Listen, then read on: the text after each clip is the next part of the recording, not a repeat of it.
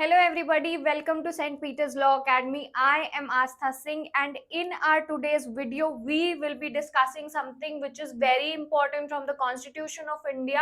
So that is our fundamental rights and our fundamental duties. So इस video में हम समझेंगे कि हमारे fundamental rights क्या क्या हैं जो कि हमें Constitution में दिए गए हैं और उसी के साथ साथ हमारी फंडामेंटल ड्यूटीज क्या है जो कि हमारी ऑब्लिगेशंस हैं, मॉरल ऑब्लिगेशंस जिन्हें हमें फुलफिल करना होता है. So let's start this video. तो सबसे पहले हम फटाफट से इंट्रोडक्शन समझते हैं that every citizen of India has certain rights. तो क्या है, हर सिटीजन के पास में कुछ राइट्स हैं that are protected by the constitution but with rights comes duties. तो क्या होता है, जब आपको राइट्स मिलते हैं कुछ तो उनके साथ में कुछ ड्यूटीज भी आती हैं. ये मैं आपको अभी अच्छे से एक बार एक्सप्लेन कर दूंगी स्लाइड से समझाने के बाद में. और उसके बाद में आई बिलीव आपको फंडामेंटल राइट और फंडामेंटल ड्यूटी के बीच में कोई भी ऐसी मिसकंसेप्शन नहीं रहेगी कि आप इसे समझ ना पाए. सो moving on, in India, the Constitution provides fundamental rights to citizens, ensuring equality and freedom. तो क्या इंश्योर करते हैं आपके fundamental rights, equality और freedom को. At the same time, it outlines fundamental duties guiding citizens on how to contribute to nation. But what exactly do these mean for you and me?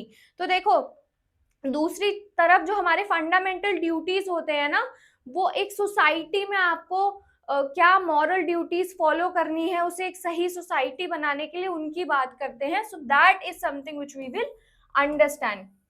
So let's talk about our fundamental rights. So fundamental rights are basic human rights guaranteed by the Indian Constitution, ensuring that every citizen is treated fairly and has the opportunity to live with dignity. तो क्या कर रहे हैं आपके fundamental rights? एक तो आपको freedom दे रहे हैं, हर सिटीजन को फ्रीडम दे रहे हैं और उसके साथ साथ में अपॉर्चुनिटी दे रहे हैं to live with dignity. So next is हमारे कौन कौन से आर्टिकल्स हैं, देखो अब आप, जिसमें हमारे फंडामेंटल राइट्स गिवन है कॉन्स्टिट्यूशन में. सो बेसिकली जो जितने भी हमारे फंडामेंटल राइट्स हैं ये हमारे पार्ट 3 ऑफ इंडियन कॉन्स्टिट्यूशन में गिवन है. So these rights are covered under part 3 of the Indian constitution from article 12 to article 35. तो कहां पर गिवन है आपको, ये चीज आपको याद रखनी है. Covered under part 3 of the constitution from article 12 to article 35. अब देखो इसकी कैटेगरीज क्या क्या है. राइट टू इक्वालिटी आता है आपके सबसे पहले. राइट टू इक्वालिटी कहां पर गिवन है, आर्टिकल 14 से आर्टिकल 18 के बीच में. Equality before the law. Right to equality किस चीज की बात करता है, equality before the law. Prohibition of discrimination, equal opportunities in employment etcetera. So moving on. So next is our right to freedom. अब राइट टू फ्रीडम क्या है, आपका फ्रीडम ऑफ स्पीच देता है आपको, लेकिन इस राइट के साथ में आपकी ड्यूटी भी आती है. राइट, आपके पास में राइट टू फ्रीडम है, ये आपको पता है. जैसे कि अभी आपने वो रिसेंट इंसिडेंट जो हुआ था इंडिया गॉट लेटेंट कंट्रोवर्सी वाला, आप सभी ने देखा होगा कि उनका जो शो था उसमें उन्होंने बहुत सारी चीजें ऐसी बोली जो कि सोसाइटी में अप्रोप्रिएट मानी जाती हैं और उसी को सुप्रीम कोर्ट ने बाद में एक परवर्टेड माइंडसेट बताया था रणबीर इलाहाबादिया को लेके. तो वो क्या कह रहे थे, वो अपनी आर्टिकल वो अपने राइट टू फ्रीडम को जो है क्या कर रहे थे, एक्सरसाइज कर रहे थे, फ्रीडम ऑफ स्पीच को, ऐसा उनका कहना था. लेकिन क्या करा उन्होंने, डेरोगेटरी रिमार्क्स यूज करे. तो अगर आपको फ्रीडम ऑफ स्पीच मिल रहा है, इसका ये मतलब नहीं है कि आप ऐसी चीजें बोलोगे जो कि सोसाइटी में एक्सेप्टेड नहीं है. वरना क्या होता है, कई बार ऐसी सिचुएशंस में डेफेमेशन भी लग जाता है. तो फंडामेंटल राइट्स के साथ में क्या आ जाती है, यहाँ पे ड्यूटी बैलेंस हो रहा है. अगर आपके पास में राइट है तो आपको ड्यूटी भी अपनी निभानी है पूरी उसी तरह. सो that is what it is. Now next is our right against exploitation, which is given under article 23 to 24, protection from human trafficking, forced labor and child labor. next is our right to freedom of religion. आपको right to freedom of religion भी मिला है, freedom to practice, profess and propagate any religion. तो अगर आप किसी भी religion को फॉलो करना चाहते हैं तो इट डजेंट मैटर कि वो क्या रिलीजन है, आपको कॉन्स्टिट्यूशन ये राइट देता है कि आप अपने रिलीजन को फॉलो करें. Next is cultural and educational rights. तो देखो ये बहुत इंपॉर्टेंट है, आपका आर्टिकल 29 और 30 में गिवन है.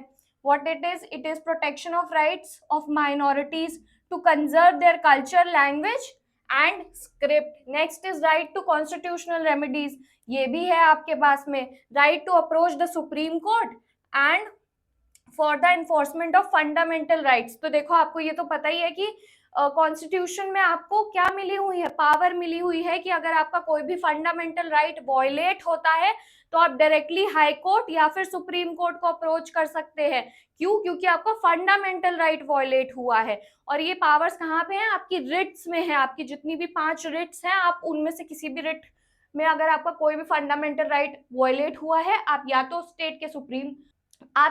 स्टेट के हाई कोर्ट में जा सकते हैं या फिर डायरेक्टली सुप्रीम कोर्ट को अप्रोच कर सकते हैं अगर आपके रिट्स वॉयलेट हुए हैं तो fundamental right. So now the next point is that why are fundamental rights important. क्यों इंपॉर्टेंट है फंडामेंटल राइट्स, क्यों हमें दिए गए हैं कॉन्स्टिट्यूशन में, क्या जरूरत है इनकी सोसाइटी में. So let's understand that protection of individual freedoms. क्या इंश्योर करते हैं ये? फ्रीडम को इंश्योर करते हैं इंडिविजुअल की. Fundamental rights ensure that citizens are protected from unfair treatment, discrimination and exploitation. So next is social justice. They help in building a just society. Just society को build करने में help करते हैं where all citizens can participate equally in political, social and economic life. So this is also very important. Next is foundation of democracy. देखो ये बहुत important है. Fundamental rights are the backbone of India's democracy. क्या है? Backbone है किसकी? India's democracy की. क्या? Fundamental rights. Ensuring freedom of speech, religion and right to vote. तो राइट टू वोट भी देते हैं आपको साथ ही साथ, right. Now next is list of fundamental duties. तो अब हम फंडामेंटल ड्यूटीज की बात करेंगे. हमने अभी क्या डिस्कस कर लिया? हमने अपने सारे फंडामेंटल राइट्स को डिस्कस कर लिया. Now we will be discussing our fundamental duties. So list of fundamental duties explains respect the constitution, national flag and national anthem. तो देखो ये बहुत सिंपल सी चीज है. जैसे आपने कई बार अभी रिसेंटली कुछ सालों से आपने देखा होगा कि मूवीज जो जब स्टार्ट होती हैं, आप हॉल वगैरह में मूवी देखने जाओ तो वहां पे पहले आपका नेशनल एंथम होता है. और अगर कोई भी उस नेशनल एंथम के समय पे खड़ा नहीं होता है तो उसको क्या माना जाता है? उसको सही नहीं माना जाता है, अप्रोप्रिएट नहीं माना जाता है. क्योंकि आप जिस नेशन में रह रहे हैं वहां का जो नेशनल एंथम है उसके होने पे अगर आप खड़े नहीं हो रहे हैं, so that is not right. क्या? फंडामेंटल अपनी ड्यूटी को फुलफिल नहीं कर रहे होते हैं उस समय पे. So respect the constitution, national flag and national anthem. Cherish and follow the noble ideals of the freedom struggle. Now next is protect the sovereignty, unity and integrity of India. Promote harmony and the spirit of common brotherhood. Now protect and improve the natural environment, right? That is also very important. Next is develop scientific temper, humanism and the spirit of inquiry. Safeguard public property and abjure violence. Strive for excellence in all spheres of individual and collective activity. Provide opportunities for education to children between the age of 6 and 14. तो क्या है? Article 21 क्या देता है? Right to education भी देता है. किसको? उन बच्चों को जो कि माइनर हैं, जिन्होंने अभी एक एज अटेन नहीं करी है. 6 साल से 14 साल के बच्चों को क्या देना चाहिए? फ्री एजुकेशन गिवन है. और ये क्या है? ये फंडामेंटल ड्यूटी है, राइट. तो ये सारी चीजें बेसिकली एक सोसाइटी को well behaved, well structured society बनाने के लिए आपकी सारी फंडामेंटल ड्यूटीज हैं. मॉरल ऑब्लिगेशंस भी होते हैं जो आपको क्या करने होते हैं? फॉलो करने होते हैं. और ये किससे कोरॉबरेट करते हैं? आपके फंडामेंटल राइट्स से. अगर आपको कुछ फंडामेंटल राइट्स मिले हुए हैं तो आपकी साथ ही साथ फंडामेंटल ड्यूटीज भी हैं.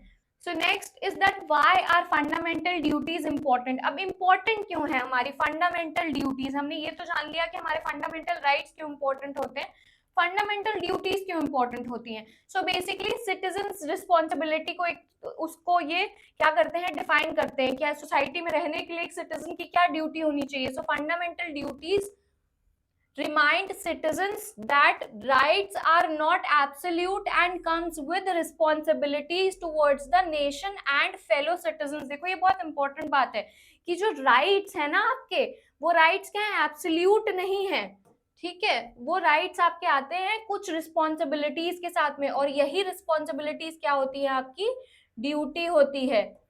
सो towards the nation and fellow citizens, तो सोसाइटी में जो भी और सिटीजन्स रह रहे हैं उनके लिए आपकी क्या है, ये ड्यूटी है, रिस्पॉन्सिबिलिटी है। Now strengthening national unity, so obviously अगर आपकी कुछ ड्यूटीज आ रही है तो इससे क्या होगा, स्ट्रेंथ मिलेगी नेशनल यूनिटी को, bye promoting values like respect for diversity, protecting the environment and safeguarding public property. Fundamental duties aim to build a stronger unified nation. तो जब ये सारी फंडामेंटल ड्यूटीज फॉलो होती हैं तो किस लिए होती हैं, कि एक स्ट्रॉन्गर, एक यूनिफाइड नेशन जो है वो बिल्ड हो सके। Now next is ethical citizenship. अब देखो एथिकल वर्ड से ही आपको समझ में आ रहा है एथिक्स की बात हो रही है, बेसिक एथिक्स जो आपके होते हैं, right. So fundamental duties inspire citizens to be responsible and conscious of their role in a nation building, ठीक है, ensuring that India's democratic framework continues to thrive. So basically आपकी जितने भी फंडामेंटल ड्यूटीज हैं वो एक बेटर सोसाइटी को create करने के लिए हैं जहां पे आप रह रहे हैं। सो नाउ लेट्स अंडरस्टैंड कि की डिफरेंसेस क्या है फंडामेंटल राइट्स और ड्यूटीज के बीच में। So basically rights are legal protections. देखो ये बहुत ज्यादा इंपॉर्टेंट चीज है, आप इसे याद रख सकते हो कि आपके जो राइट्स है वो क्या है, लीगल प्रोटेक्शंस है, आपको जो प्रोटेक्शन मिली हुई है वो आपके क्या है, राइट्स हैं। So fundamental rights are enforceable in a court of law and can be challenged if violated. Simple सी बात है। अभी मैं आपको ना ये चीज और सिंपल लैंग्वेज में समझाती हूँ, उसके बाद आई डोंट थिंक सो कि आपके माइंड में इसको लेके कोई भी कंफ्यूजन रहेगा। सो नेक्स्ट इज ड्यूटीज। ड्यूटीज क्या है, ड्यूटीज आर मॉरल ऑब्लिगेशंस। तो दो चीजें आपको याद रखनी है, राइट्स मतलब क्या है, आपके लीगल प्रोटेक्शंस है, और ड्यूटीज जो है आपकी वो क्या है, वो आपकी मॉरल ऑब्लिगेशंस है। Fundamental duties are not legally enforceable but are expected to be followed by citizens to maintain social order and harmony. तो देखो मैं अब आपको ना, जब से ये वीडियो शुरू हुई है मैं बार बार आपको बोल रही हूँ कि जो आपकी फंडामेंटल ड्यूटीज होती हैं वो मॉरल ऑब्लिगेशंस होती हैं। ऐसा नहीं है कि आपको वो फुलफिल करनी ही है, लेकिन एक ह्यूमैनिटी की जो चीज होती है उसको लेकर के, इंसानियत के नाते आपको क्या करना होता है, अपनी मॉरल ऑब्लिगेशंस को फॉलो करना होता है, राइट। एनफोर्सिएबल नहीं होती हैं सारी फंडामेंटल ड्यूटीज, लेकिन फिर भी just because you are a citizen of a certain country और a nation and there is a society, तो उसमें रहने के लिए आपको क्या करनी है, वो मॉरल ऑब्लिगेशंस जो है आपके, उनको आपको फुलफिल करना है।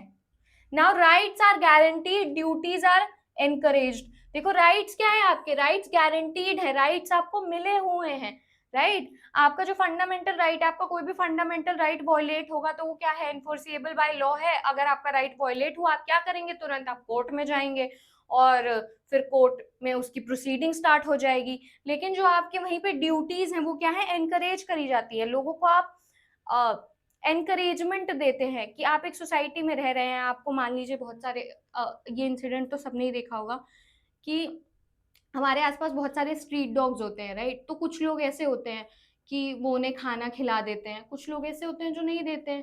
तो ये क्या है, ये भी एक सोसाइटी में रहने का वे है, तरीका है। तो लोग क्या कर सकते हैं, या तो वो कर सकते हैं इस चीज को, लेकिन हाँ उन्हें एनकरेज जरूर करा जा सकता है कि आप इस सोसाइटी में रह रहे हैं तो कुछ मॉरल ऑब्लिगेशंस या मॉरल ड्यूटीज भी आपको फुलफिल कर लेनी चाहिए। ये मैंने आपको एक एग्जाम्पल के तौर पे भी बताया है।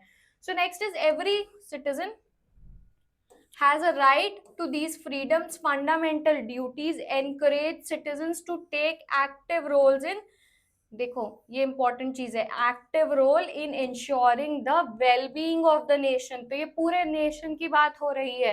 पूरा नेशन एक सोसाइटी है जिसमें आप रह रहे हैं, और वो पूरा नेशन जैसे जैसे थ्राइव करेगा, ग्रो करेगा, तो आप भी उसके साथ में ग्रो होंगे। और इसीलिए हमें अपने फंडामेंटल ड्यूटीज जो हमारी होती हैं उनको सही तरीके से क्या करना चाहिए, निभाना चाहिए, जो हमारे मॉरल ऑब्लिगेशंस हैं।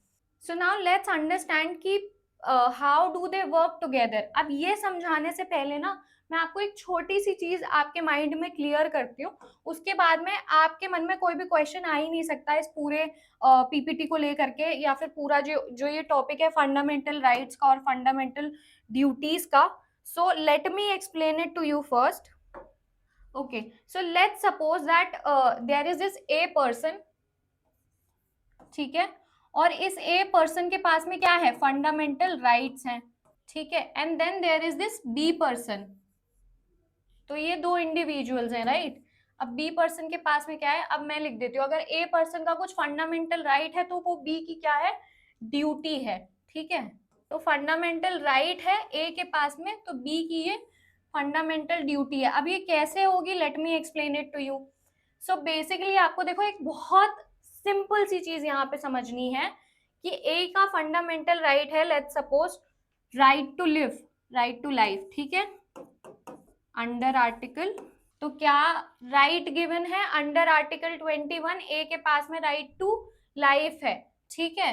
वहीं बी की अब यहाँ पे फंडामेंटल ड्यूटी या फिर हम कह लें मॉरल ऑब्लिगेशन क्या आ जाती है कि बी जो है वो ए को कोई भी हार्म नहीं पहुंचा सकता है। लेट्स सपोज बी ने ए के ऊपर अटैक कर दिया, बी ने ए को थप्पड़ मार दिया या जान से मारने की धमकी दे दी, या फिर बी ने कुछ ऐसा कर दिया जिससे ए को बहुत ज्यादा चोट पहुंच गई, तो क्या हुआ, वहां पर बी का ये जो वहां पर ए का ये जो राइट है ना, fundamental right, right to life, ये क्या हो गया, ये वॉयलेट हो गया। और जैसे ही ये वॉयलेट हुआ बी के कुछ ऐसा करने पर, जब बी ने कुछ भी करा, बी अटैक्ड ए, तो बी ने जब ऐसा करा तो क्या हुआ, ए का ये राइट वॉयलेट हुआ और ए जो है तुरंत कोर्ट में चला गया। और ए ने क्या कर दिया, ए ने पहले कंप्लेंट फाइल कर दी और फिर उसकी प्रोसीडिंग कोर्ट में स्टार्ट हो गई। तो ये क्या हुआ यहाँ पर, ये जो वॉयलेशन हुआ और उसके बाद में ए ने उसकी क्या करी, जो कंप्लेंट फाइल करी और उसके बाद में कोर्ट में जो प्रोसीडिंग स्टार्ट हुई, वो सब क्या है, ये इसका लीगल कॉन्सिक्वेंस है, राइट। तो ये क्या हुआ, ये इसका लीगल कॉन्सिक्वेंस हुआ। अब ये पूरी चीज क्यों हुई, क्योंकि ए का राइट था क्या, राइट टू लाइफ, बी ने क्या करा, उसको वॉयलेट करा। बी की ड्यूटी यहाँ पर क्या थी, बी की ड्यूटी ये थी कि वो ए का ये राइट वॉयलेट ना करे और उसको किसी भी तरह का हार्म ना पहुंचाए। तो जैसे ही ए बी ने क्या करा, ए को जैसे ही अटैक करा, तो उसके बाद में ए तुरंत कोर्ट पहुंच गया और उसने उससे पहले कंप्लेंट फाइल कर दी, तो कोर्ट में ये प्रोसीडिंग शुरू हो गई। तो अब ये बहुत सिंपल सी चीज है कि एक पर्सन का जो राइट है वो दूसरे पर्सन की क्या है, ड्यूटी है। अगर ए के पास में ये राइट था, राइट टू लाइफ, तो बी की ये ड्यूटी थी कि वो ए को कोई भी हार्म नहीं पहुंचाएगा। So it is this simple. तो फंडामेंटल राइट्स और ड्यूटीज में आपको बिल्कुल भी कंफ्यूज नहीं होना है, राइट। और उसके बाद में क्या हुआ, उसके लीगल कॉन्सिक्वेंसेज हुए, क्यों, क्योंकि उसका राइट वॉयलेट हुआ।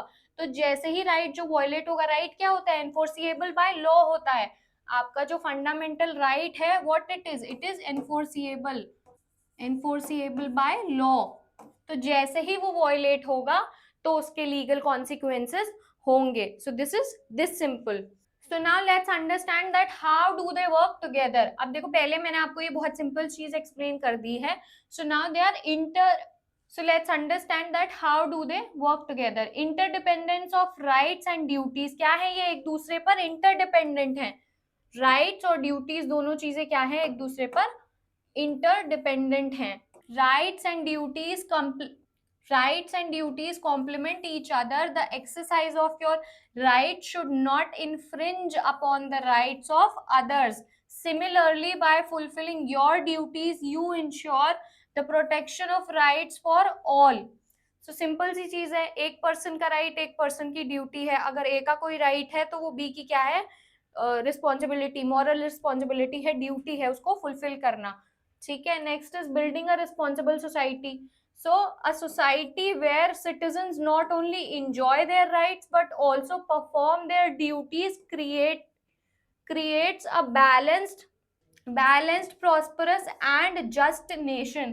तो क्या हो रहा है यहाँ पे, बिल्ड हो रहा है, क्या हो रहा है, बिल्डिंग अ रिस्पॉन्सिबल सोसाइटी, एक रिस्पॉन्सिबल सोसाइटी को बिल्ड करा जा रहा है, राइट। तो एक ऐसी सोसाइटी जहां पर आपके जो सिटीजन हैं, उस सोसाइटी में जितने भी सिटीजन हैं, वो अपने क्या कर रहे हैं, राइट्स को इंजॉय कर रहे हैं, लेकिन उसी समय पे जब वो अपने राइट्स को इंजॉय कर रहे हैं, they are also making sure कि किसी की ड्यूटी जो है, उनकी जो अपनी भी ड्यूटी है, उसको वो क्या कर रहे हैं, बैलेंस करके चल रहे हैं, राइट्स के साथ साथ वो अपनी ड्यूटी भी निभा रहे हैं। ऐसा नहीं है कि एक इंडिविजुअल है, तो फॉर एग्जाम्पल ए है, ए के पास में राइट टू लाइफ है, राइट, तो बी उसको मार नहीं सकता है या सी उसको मार नहीं सकता है, लेकिन इसका ये मतलब थोड़ी है कि ए ही बी और सी को मार देगा। तो क्या है, ए की भी अपनी फंडामेंटल ड्यूटी है, तो वो उस ड्यूटी को भी निभा रहा है अपने राइट को एंजॉय करते हुए। So the balance between fundamental rights and duties forms the core of a thriving democracy like India. We must understand and exercise our rights responsibly while also fulfilling our duties to our nation.